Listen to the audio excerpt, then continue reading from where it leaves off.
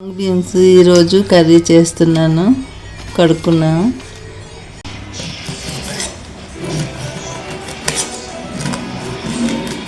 Onions సన్నగా తరుక్కోవాలి. ఈ పచ్చిమిర్చి సన్నగా తరుక్కోవాలి.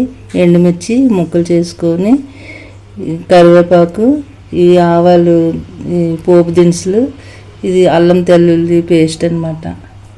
కళాయి వేడెక్కింది. ఆయిల్ వేసుకోవాలి. ఒక 3 స్పూన్.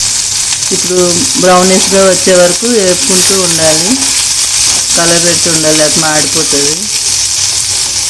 బ్రౌనిష్గా వచ్చేసినాయి. ముక్కలు వేసేసుకోవాలి.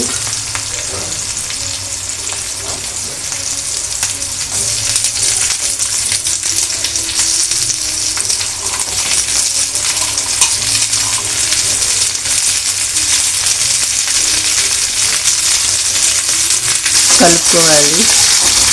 అంతా కలుపుకుంటే మాడకుండా ఉంటుంది అన్నమాట.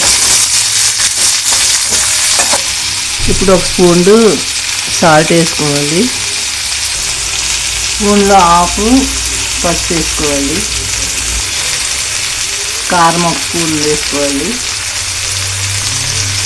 ధనియాలు, జీలకర్ర పౌడర్ మిక్స్ వేసుకుంటున్నాం. గరం మసాలా పౌడర్ వేసుకోవాలి. ఒక స్పూన్, హాఫ్ స్పూన్ కన్నా హాఫ్ స్పూన్. ఇప్పుడు మొత్తం అంతా కలుపుకోవాలి. ఇప్పుడు కర్రీ రెడీ అయిపోయింది. చూద్దామా.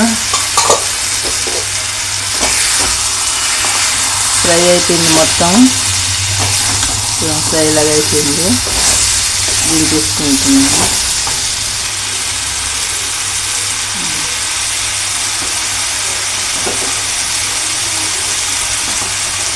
ఆఫ్ చేసేసుకుంటాం.